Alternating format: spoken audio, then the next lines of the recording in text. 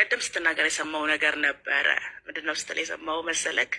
ክርስትና ለሴቶች መብት ይሰጣል ስትል ሰምቼዋለሁኝ። እና ነው ህገ መንግስቱ የሰጠውን መብት ነው የክርስትና አደርጋችሁ የሳላችሁት እንጂ ክርስትና እኔ በባህሬ ሃይማኖት በሙሉ ለሴት ልጅ መብት ሰጥቶ አያውቅም። ማንኛውም ሃይማኖት የሴት ልጅ መብት ለሴት ልጅ ነፃነት የቆመው ህገ መንግስት ነው እንጂ ሃይማኖት ተቋም ነው ብዬ እኔ አላምንም። ሆኖም ስለማያውቅ ማለት ነው።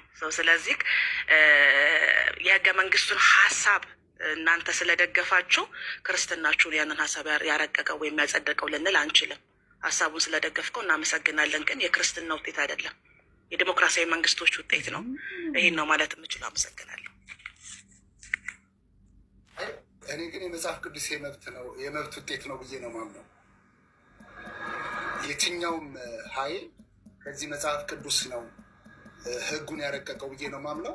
መጽሐፍ ቅዱስ እንደሚናገር ውድሽ እንግዲህ ትንሽ አጠር ያለ ማብራሪያ ደስተሽ እኔ የምረዳበትን ነገር አንድ ነገር ባህሪ እንተዋወቃለን። ሰው እንዳንረብሽ እኔ እወጣለሁ። መጽሐፍ ቅዱስ ከአዲስ ኪዳን ልጀምሯል።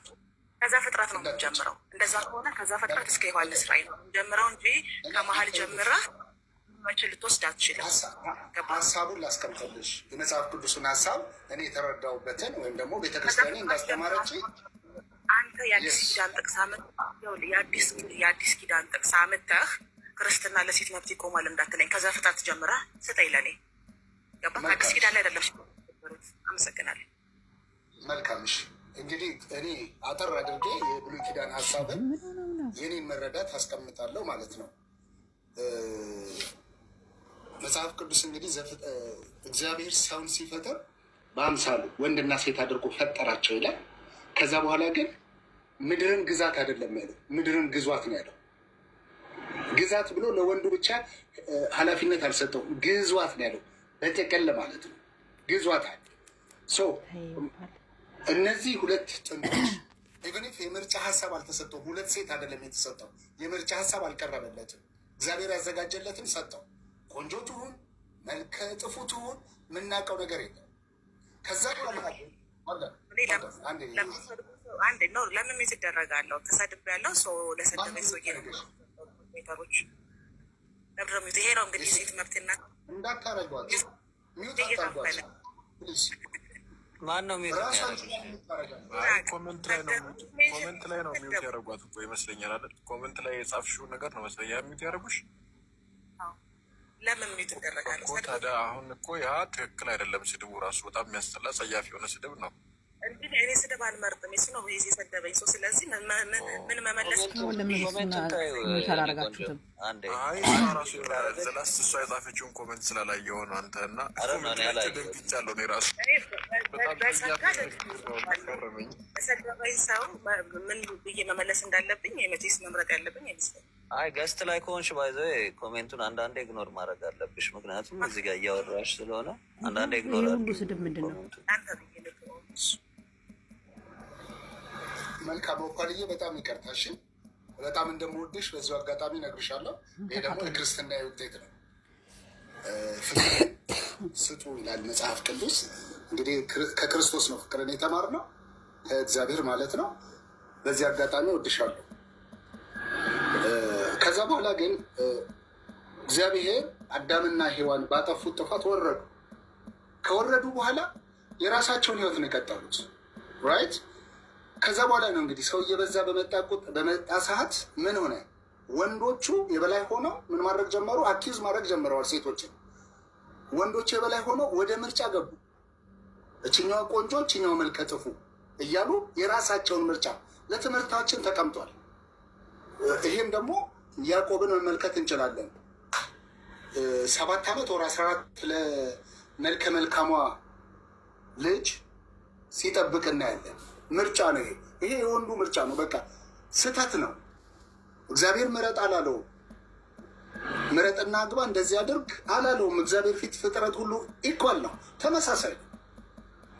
ሰዎች የሰሩትን እስራኤል ተብላ የተቀመጠችውን ሀገር ማለት ነው በእነሱ ህዝብ ላይ ነው እንግዲህ ኋላው ሲመጣ የነበረው ህግጋቱ ሲመጣ የነበረው ኢቨን ኢፍ በዘመኑ በዛ ዘመን ባሎች ሴቶቻቸውን ምን ያደርጉ ነበር? ጡታቸውን በማሸት ሚስቶቻቸውን ይገሉ ነበር። ለዚህ ለልብ ጥንካሬያቸው ሙሴ ሕግ አወጣላቸው። የፍቺ ወረቀቷን ስጡ፣ ምን የፍቺ ወረቀቷን ስጡ የሚል ከማሰብ ለሴት ልጅ ከማሰብ አንጻር ማለት ነው። ግን ሴትን የሚጨቁን ባህል ነበራቸው። ከዚያም ግን ለይተን እንየው የእግዚአብሔርን ሀሳብና የሰውን ሀሳብ የሰውን ድርጊት ማለት ነው። ሴትን የሚጨቁን በአደባባይ ወጥተው ሴትን ሁሉ ማናገር ይጸየፋሉ። እስራኤል አይሁዳውያን ይጸየፋሉ። ይሄንን የፈታው ማን ነው? መጥቶ ኢየሱስ። አንዷን ሴት ነው ዮሐንስ ወንጌል ምዕራፍ 4 ላይ ያቺ ዘማዊ ተብላ በሰዎች ዘንድ ተገፍታ ያለችውን ሴት በጠራራ ሳይ ቁጭ ብሎ የጠበቃት። የሙሴ ሕግ ላይ ለምንድን ነው የሙሴ ሕግ ላይ ሙሴ ለልባቸው ጥንካሬ ሕግን ሰጥቷቸዋል ይላል። ስለ ልባችሁ ጥንካሬ ኢየሱስ ተናግሮታል።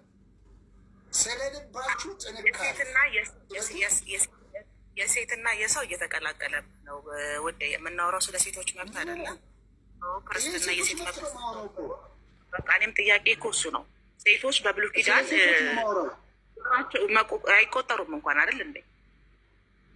የስ የማይቆጠሩበት ይሄ የእስራኤል ሕግ እንጂ የእግዚአብሔር ሕግ አይደለም።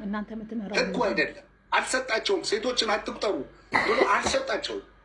ግን በሕጋቸው ተጽፏል ሴቶችን እንዳይቆጥሩ። 600 ምናምን ሕግ እኮ ነው ያላቸው፣ 630 ምናምን።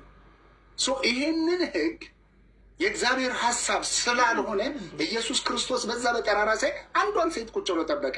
ሐዋርያቱ እንኳን ሲያወሩበት ሙሴ እግዚአብሔር ሰው አይደለም? የእግዚአብሔር ሰው ነው። ህዝቡን እንዲመራ የተደረገ ሰው ነው። ስለዚህ እኮ እዛ መሪነት ውስጥ ለምንድነው ሴቶች ያልተሳተፉት ነው ጥያቄ። በጣም አጭር ነው ወንድም። ነበሩ እኮ ነቢያት አሉ፣ በርካታ ነቢያቶች ሀገር ሲመሩ የነበሩ እነ ዲቦራ አሉ። ፍርድ ሲታረግ የነበረች ዲቦራ አለች።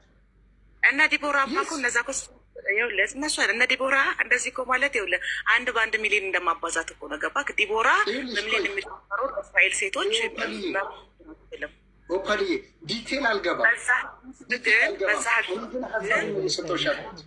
ያልተከበሩ የእስራኤላውያን ሴቶች ነበሩ። ስለዚህ አንዷን ሴት አምጥተህ ለሁሉንም ሴት መለያ ልታደርጋት አትችልም። ገባክ? መልካም ትክክል ነሽ። ዲቦራ አመሰግናለሁ። አንዴ ይኸውልሽ የእግዚአብሔር ሀሳብ አይደለም። ዘፍጥረት ላይ ምድርን ግዟት ነው ያለው። ግዟት እንጂ አዳምን ለይቶ ግዛት አላለው። ምድርን ግዛት አይደለም ያለው። ወንድና ሴት አድርጎ ፈጠራቸው። ከዛ በኋላ ብዙ ተባዙ፣ ምድርና ምን በሉ ግዟት። መልክ የሚባለው ይሄ ነው፣ የእግዚአብሔር መልክ። ምን አልሽ? ወደ ባልሹ ይባላል አይደለ? በለሱን በልተው ከገነት ሲባረሩ ዘፍጥረት ላይ ስለዚህ በጥፋት መሰረት ኦፍኮርስ ያ ምድርን ግዟት ሲል እኮ ከመባረራቸው በፊት ነው አይደለ? ብዙ ተባዙ ምድርንም ሙሏት ግዟትም ብሎ ሲያዛቸው በገነት ነበሩ። እሷ ግን በለስ ከበላን ቀይሮታል አልቀይሮታም? ፈቃድሽ ወደ ባልሽ መላላት ትባል ልዩ። አሁን ያ ፈቃድ ሌላ ነው። ህጉና ይኸውልሽ ህግጋቱንና ወደ ባሌ ከሆነ ነው ወይ ፈቃዴ ወደ ባሌ ከሆነ ምንም ነገር ስፈልግ በባሌ ስር ከሆንኩኝ መብቴ ምን ላይ ነው ያለው? የጋራ መብት ሰጥቷቸዋል። መጀመሪያ ነበር የተሰጠ በለሱን ከበላች በኋላ ተሽሮባታል ነው እያልኩ ያለሁት።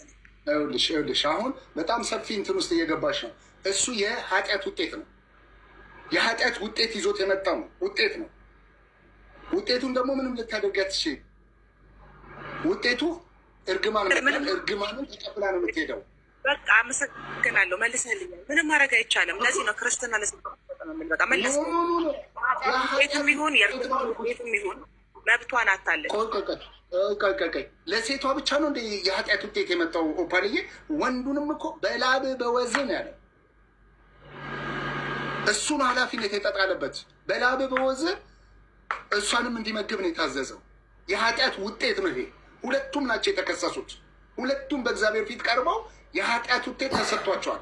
እርግማን መጥቶባቸዋል። እሱ ምድር በሱ ከኃጢአቱ የተነሳ እሾህና አሜኬላ የምታበቅል ትሆንብህ ነው የተባለ። ሞር ኃላፊነት የተጣለበት ወንዱ ላይ ነው። ወንዱ ላይ ነው። ነገር ግን የእግዚአብሔር ሀሳብ ይሄ አልነበረም በጭራሽ። ወንዱ መብት የሴቷ ፈቃድ ላይ ወድቋል። የሴቷ ፈቃድ ወንዱ ላይ ወድቋል። ወንዱ ግን መብቱ በሴቷ ስር አልሆነበትም አይደል እንዴ? ስለ መብት ነው የምናወራው። ስለዚህ ስለመጀመሪያው ሰው ካወራሽ ኦፍኮርስ ስለመጀመሪያው ሰው ካወራሽ የሰው ልጅ የመዳን መንገድ ግን ኢየሱስ ክርስቶስ ነው። ወደዚህ ጋር ነው ማመጣው። መጀመሪያውን የሚጀምረው በቃ እና አንድ ነገር ሌላ ሰው አንድ ጊዜ ሀሳብ ልንገርና ሊጎረብጥሽ ይችላል። አይ ነው ኖ ከዛ ፍጥረት እስከ ዮሐንስ ራእይ በሙሉ ፈትሸን አይተን ነው ክርስትና ለሴት መብት ሰጠ የምንለው እንጂ በኢየሱስ ንግግሮች ገባክ? ከዛ ፍጥረት ጀምሮ የተበደሉ ሴቶችን ዛሬም ድረስ መመሪያቸው ዶክትሪናቸው ያደረገውን ነገር በኢየሱስ የተዋቡ ቃላቶች ልንቀይረው አንችልም። ስለዚህ አሁንም ደግሜ የምናገረው ህገ መንግስቱ ዲሞክራሲያዊ መንግስት እንጂ ለሴት ልጅ መብት የሰጠው ክርስትና አይደለም። እንግዲህ አንቺ ፈቃድሽ ወደ ባልሽ ምን አላት? ለወንዱ ምን አለው? እሺ ሰርቶ የሚያበላው ማን ነበረ? የመጀመሪያው ሰው ነው አይደል? ስለ መጀመሪያው ሰው ካወራ እሱ አይደለም ጊዜ እኔ ስለ ድካም አላወራውም። እኔ ስለ ጉልበት ብዝበዛ አላወራውም። አንድ ነገር በሌላ ነገር መቀየር ተጠያቂነት አያድነንም። እኔ ስለ ጉልበት ብዝበዛ አይደለም ያወራሁት፣ ስለ ፍቃድ ስለ መብት ነው እያወራሁ ያለሁት። ስለዚህ ሴቷ ፍቃድሽ ወደ ባልሽ ይሁን ሲላት ወንዱንም ፍቃድ በሚስት መብቱን